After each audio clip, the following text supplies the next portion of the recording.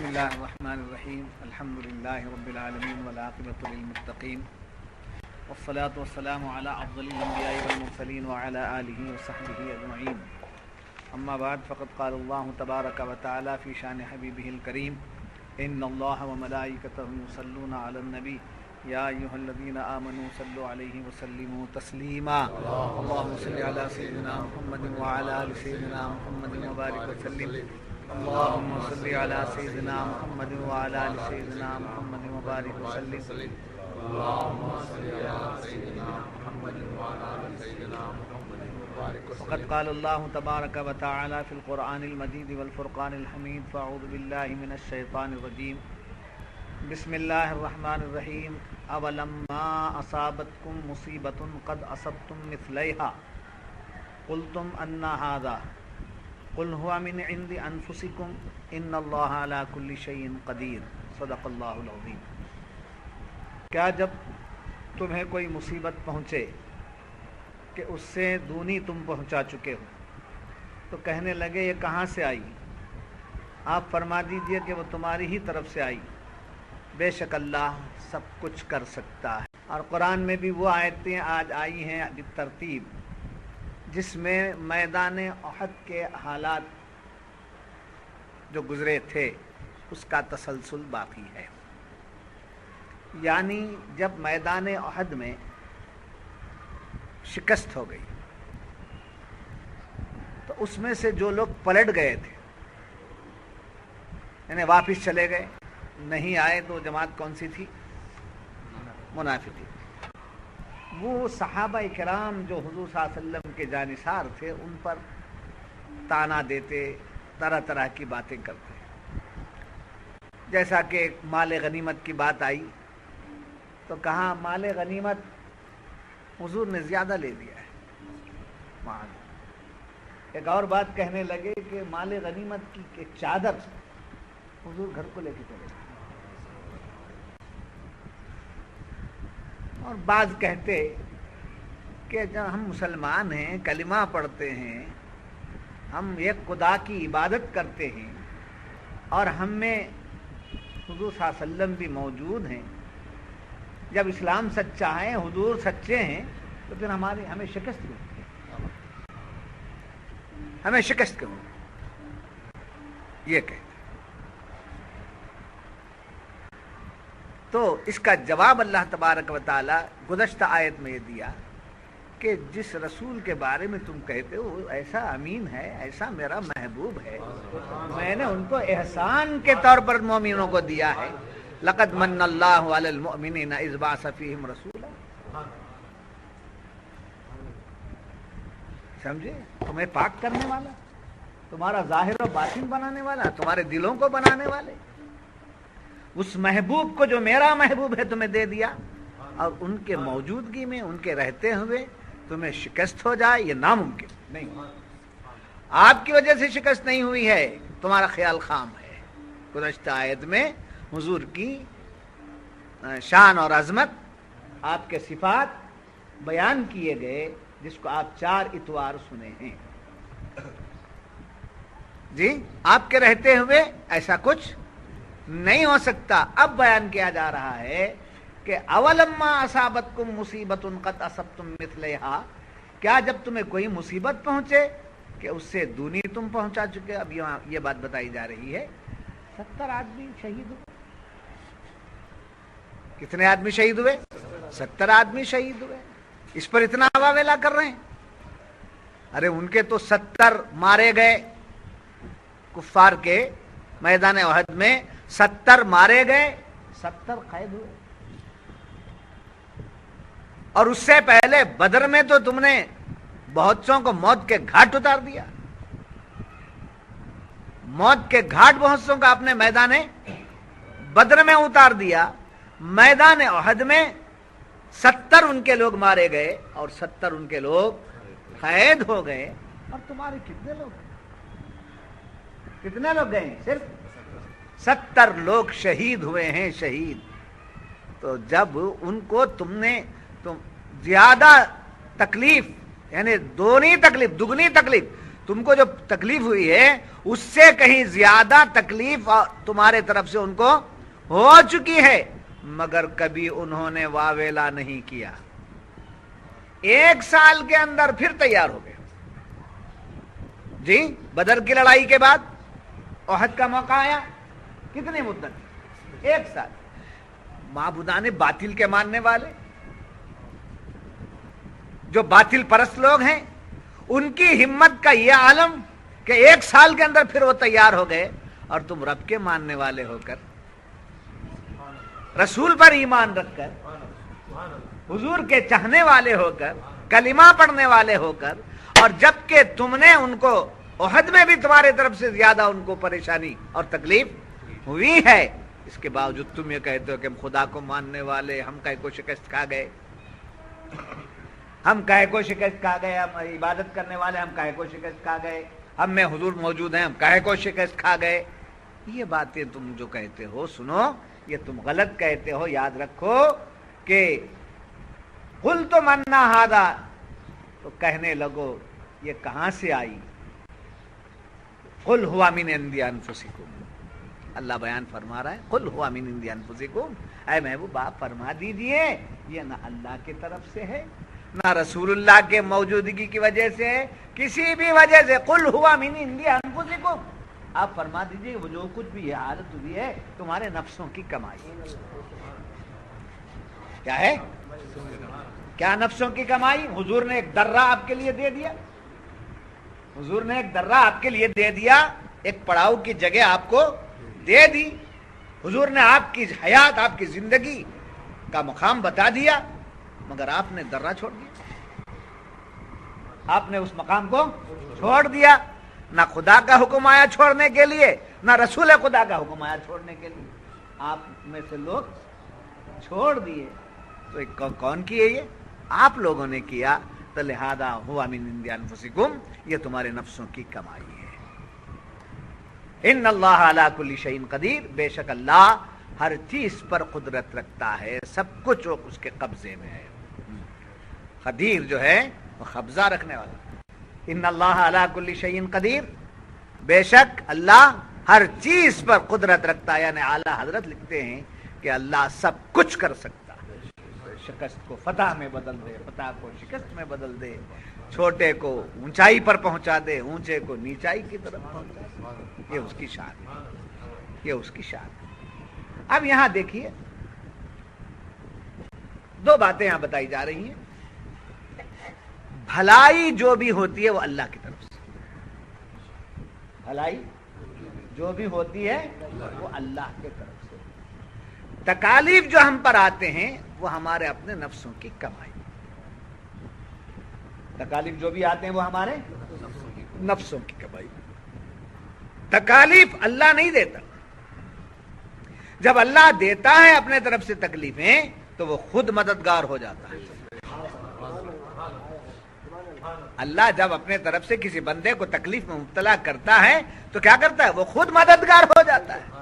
بے یارو مددگار اس وقت ہوتے ہیں جبکہ ہم اپنے طرف سے اس مصیبت کو خریدتے ہیں، جیسا کہ قرآن کریم نے فرمایا قل لن یصیبنا الا ما كتب اللہ لنا هو مولانا، اے محبوب آپ فرما دیجئے لن یصیبنا، سمجھے؟ کوئی تکلیف نہیں پہنچتی، الا ما كتب اللہ لنا، کہ وہ تمہارے حق میں لکھی گئی، وہی تکلیف پہنچے گی تمہاری قسمت میں طے کر دی گئی ہے۔ جب وہ تکلیف آ جاتی ہے تو بندہ کہتا ہے، اس کی شان یہ ہوتی ہے، ارے بھیجنے والے تیری مرضی ہے، جیسے بیماری آ گئی، پریشانی آ گئی، اگر وہ من اللہ آئی ہے، اللہ کی طرف سے آئی ہے، تو اللہ اس کا مددگار ہے۔ کچھ تکلیفیں ایسی ہوتی ہیں جو اپنے ہاتھوں کی کمائی سے، جی اپنے ہاتھوں کے، بطور مثال کہ موت آئی، جی موت آئی، فطری موت، جی ہماری عمر طے ہو گئی، موت آ گئی، اب یہ موت من اللہ ہے، یہ اللہ کی طرف سے ہے۔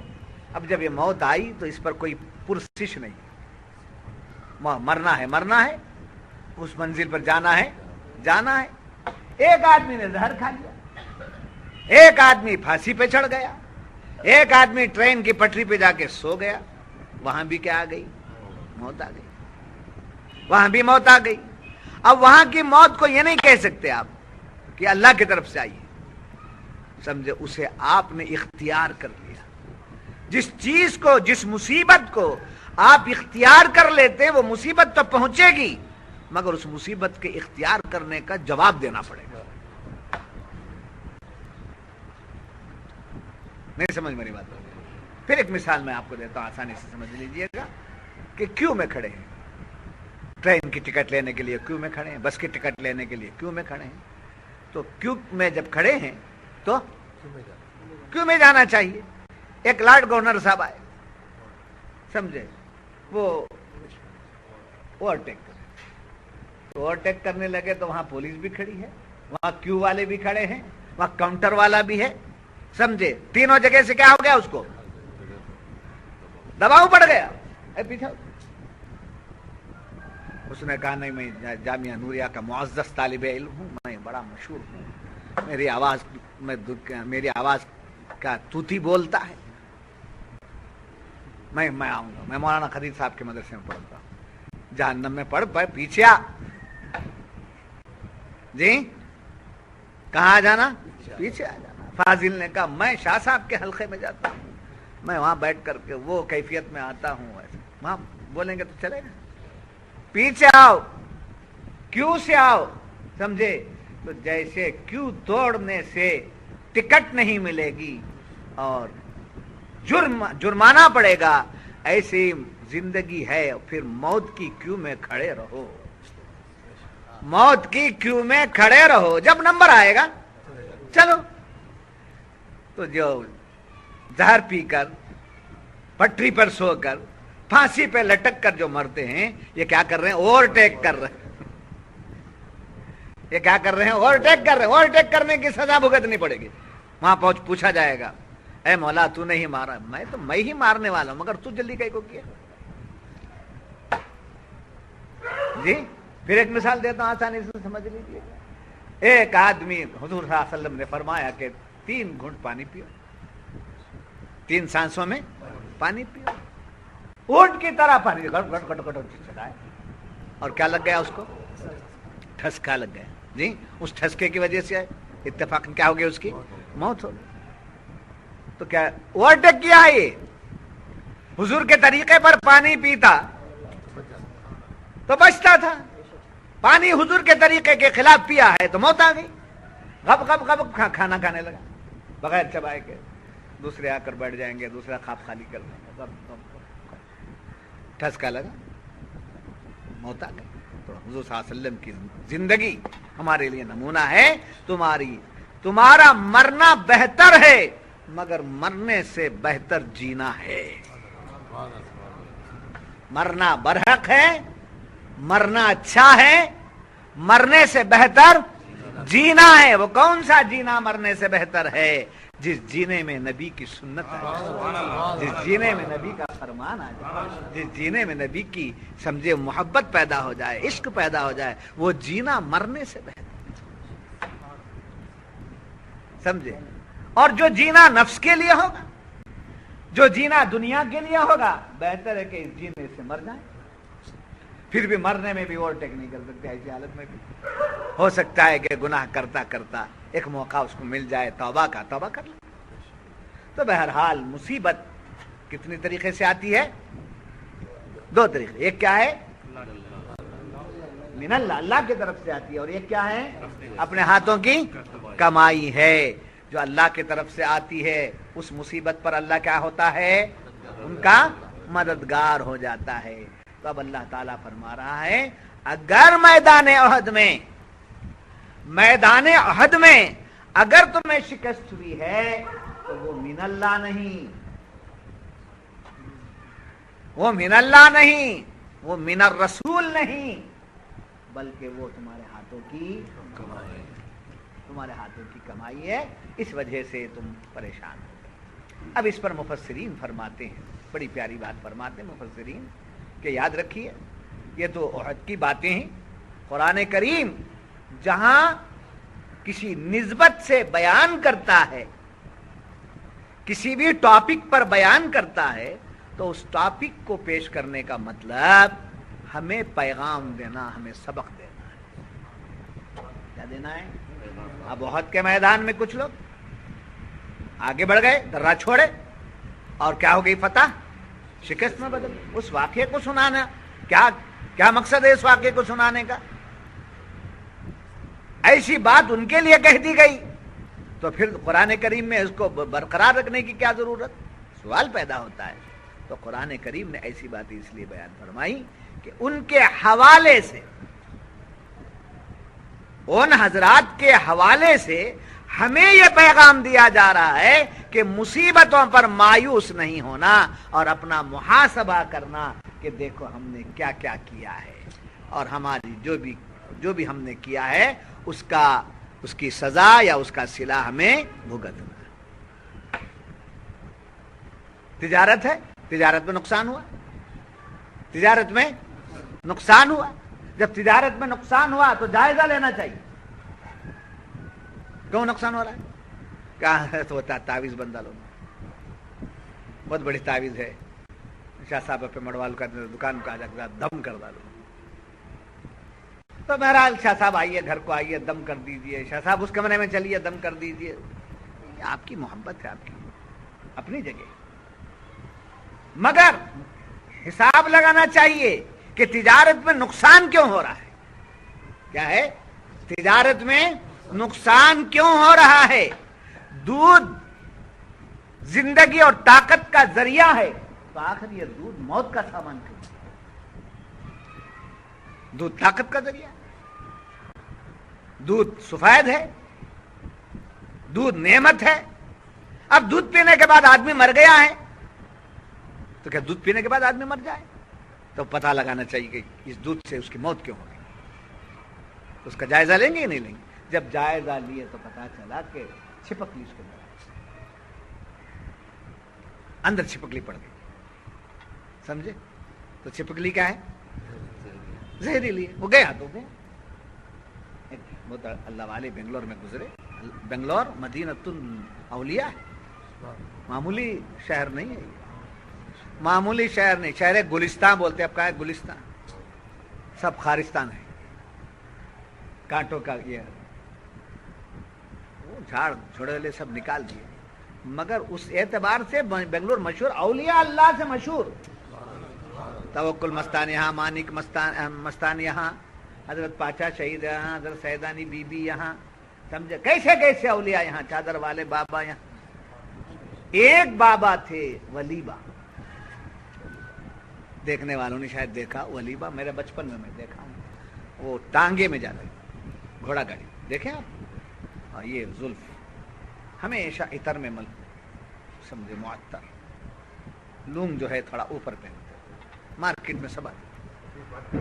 ہاں، پان کھاتے. پیچھے لڑکے رہے چھوٹے چھوٹے چھوٹے، ولیبا ولیبا ولیبا ولیبا. اب جب کسی ہوٹل میں، کسی دکان میں وہ گھس جاتے تو مالک جو ہے، گلہ جو ہے نا، کیش ٹیبل چھوڑ کر کے ہٹ گئے. اب وہ جتنی دیر بیٹھتے یا کھڑتے ان کی مرضی. کھینچا گلہ اور اس میں سے جو بھی چھٹا ملتا وہ پورا چھٹا اٹھا کر کے پھینک دیتے، اور چن لیتے. ایک مرتبہ آپ تاج ہوٹل گئے کنٹونمنٹ کی، میں بنگلور کے اولیاء کی بات بتا رہا ہوں. تاج ہوٹل گئے بنگلور کی کنٹونمنٹ میں. وہاں دودھ جو ہے، کڑائی کا دودھ سنتے ہیں، بڑا مشہور، گرم گرم گرم دودھ. اب وہ بڑا معتقد تھا تاج ہوٹل والا حضرت. جب گئے تو ہٹ جاتا. حضرت گئے، جاتے ہی وہ جو کڑائی تھی دودھ کی اس کو اونڈے لے. گرم گرم دودھ، گرم گرم دودھ، پورا دودھ سڑک. دیکھنے والوں کو تو اچھا نہیں لگا. کیا بات ہے، کیا بات ہے. مالک کو غصہ آنا چاہیے تھا. اس نے کہا نہیں، ان کی مرضی ہے، ان کی مرضی ہے. جب کھوج لگا کے دیکھے تو دودھ میں چھپکلی پڑی ہوئی، مر گئی.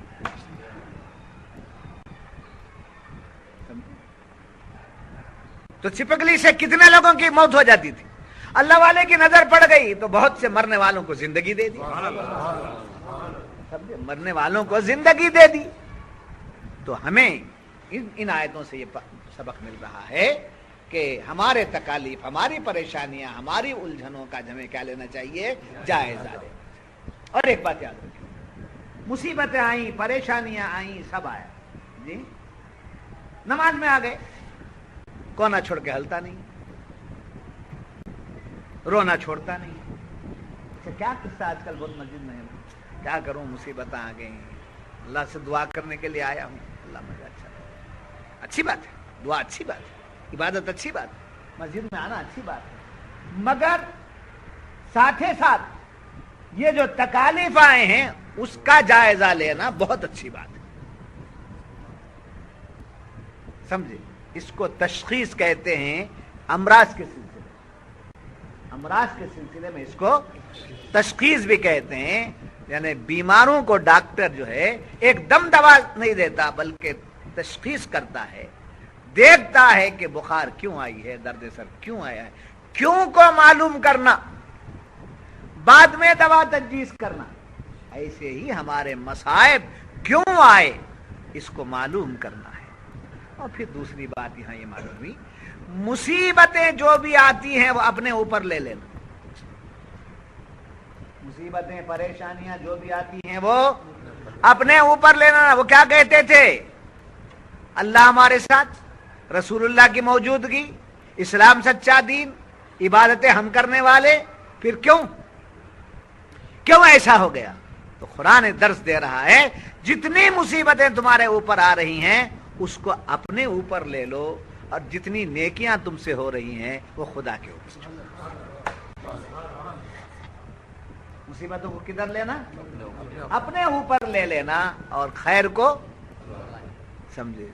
मेरे आकाए नेमत बड़े प्यारे अंदाज से फरमाते हैं, समझे, फजल ही का नतीजा है जो भी हुआ, फजल ही का नतीजा है जो भी हुआ, वरना हमसे भला हाय क्या हो सके, खैर गर जो हुआ वो है फजले खुदा, खैर गर जो हुआ वो है फजले खुदा, वरना शर के सिवा हमसे क्या हो सके। मुसीबतों का मारा है इंसान मुसीबतों का मारा है, मुसीबतें इसके साथ में लगी हुई हैं। उन मुसीबतों से अगर खुलासी पाना है तो हमें अपने आप का मुहासबा करना होगा। और सबसे बड़ी बात क्या है, शर को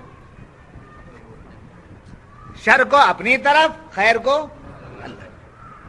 मेरे से काम हो गया, मेरे से काम हो गया, आज मैं दरसे कुरान में जाकर, अल्लाह का फजल हो गया, आज मैं बुजुर्गों से मिल लिया, अल्लाह का फजल हो गया, आज मेरे पीर की जियारत होगी, बहुत अल्लाह का करम हो गया।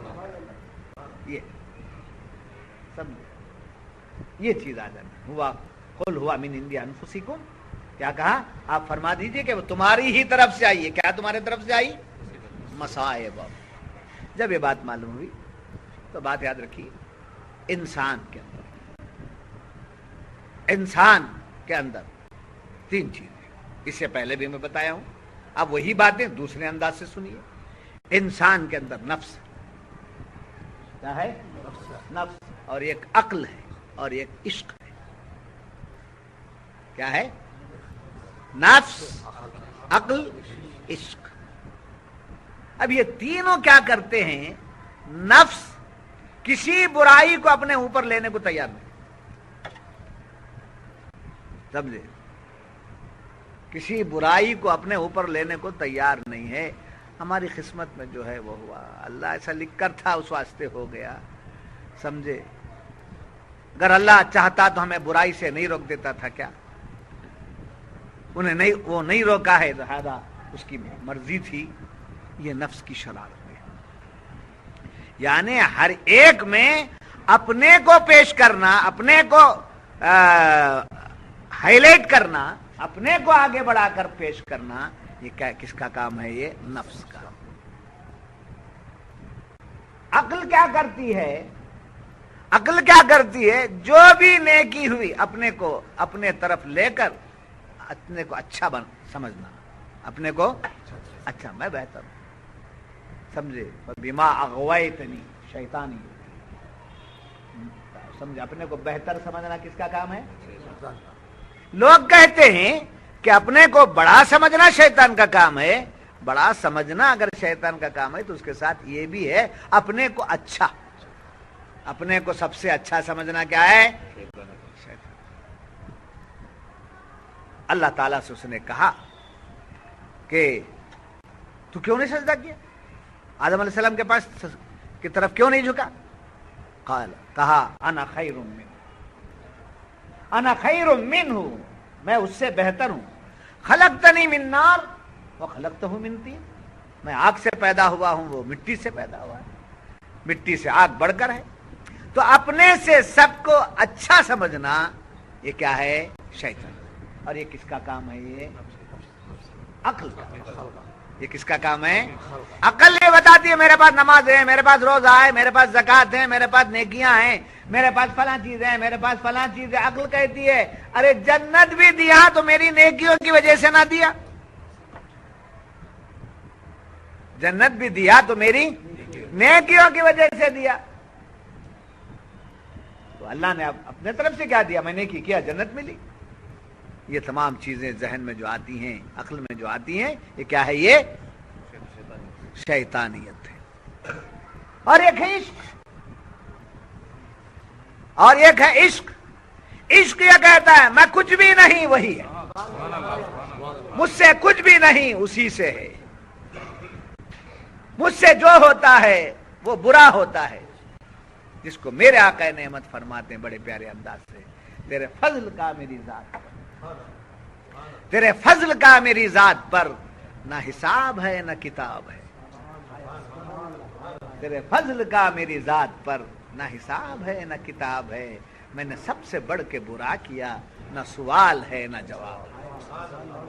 میں نے سب سے بڑھ کے برا کیا، نہ سوال ہے نہ جواب ہے. تو معلوم ہوا کہ سب سے بڑی چیز کون سی ہے؟ عشق. جب عشق میں آ جاتا ہے بندہ تو مایوسی نکل جاتی ہے. نفس اور عقل دونوں دھوکے میں رکھتے ہیں، عشق جو ہے دھوکے سے نکال دیتا ہے. جی عشق کیا ہے؟ دھوکے سے نکال لیتا ہے. اور کیوں؟ عاقل کے سامنے اس کا عمل ہے، نفس کے سامنے اس کی شرارتیں عزیز ہیں. عشق کے سامنے نہ عقل کام کرتی ہے نہ نفس کام کرتا ہے. وہ ایسی حالت میں ہے کہ وہ بڑا مطمئن زندگی گزار رہا ہے، جس کو اعلیٰ حضرت فاضل بریلوی رحمت اللہ علیہ فرماتے ہیں نہ ہو مایوس آتی ہے صدا گورے غریباں، نہ ہو مایوس آتی ہے صدا گورے غریباں سے. نبی امت کا حامی ہے، خدا بندوں کا والی. نبی امت کا حامی ہے خدا. نہ ہو مایوس آتی ہے صدا گورے غریباں سے، نہ ہو مایوس آتی ہے صدا گورے غریباں سے. نبی امت کا حامی ہے، خدا بندوں کا والی ہے. مایوسی ختم ہو جاتی ہے. جب خود کو دیکھتا ہے تو مایوسی آتی ہے، حق کو دیکھتا ہے تو مایوسی اڑ جاتی ہے. جب اپنے کو دیکھتا ہے تو مایوسی چھا جاتی ہے، جب مصطفیٰ کو دیکھتا ہے تو مایوسی چلی جاتی ہے. مجھے کیا کمی، مجھے کیا نہیں، مجھے کیا کمی، مجھے کیا نہیں، میرے ساتھ بندہ نواز ہے. مجھے کیا کمی، مجھے کیا نہیں، میرے ساتھ بندہ نواز ہے. نفس والا نفس کے ساتھ ہے، عقل والا عقل کے ساتھ ہے، عشق والا خدا کے ساتھ، عشق والا خدا کے ساتھ ہے، عشق والا نبی کے ساتھ ہے. تو جب اس کا عشق کمال کو پہنچتا ہے تو بڑا مطمئن ہو جاتا ہے. اور اس کے لیے کیا کرنا پڑے گا؟ عشق کیا سکھاتا ہے؟ عشق کیا سکھاتا ہے؟ عشق میں کو مٹاتا ہے. عشق کیا کرتا ہے؟ میں کو مٹاتا ہے. اور یہ میں کو مٹانے کی بات بڑے پیارے انداز سے عاشق نے کہا. مینا، مینا مان کیا بولتی ہے وہ؟ مینا، مینا، مینا بولے تو کیا؟ میں نہیں ہوں، میں نہیں ہوں، میں نہیں، میں نہیں. جب تک میں نہیں بولتے رہتی اس کی قیمت بڑھتی رہتی. اور بکرا کیا کرتا ہے؟ میں بولتا ہے تو چھری تیار ہو جاتی ہے. چھری تیار ہو جاتی ہے. تو لہذا میں نہیں بولنا میں نہیں ہوں حق موجود ہے، میں نہیں ہوں حق موجود ہے، سمجھ حق ظاہر بصورت شے، یہ سب ادراکات، یہ سب تعلیمات ہیں. اس کے لیے بزرگوں کی خدمت کی جاتی ہے. آیت شریفہ کو بتاتے بتاتے میں نے صوفیہ کے قول کو بھی آپ کے سامنے نقل کر دیا ہے.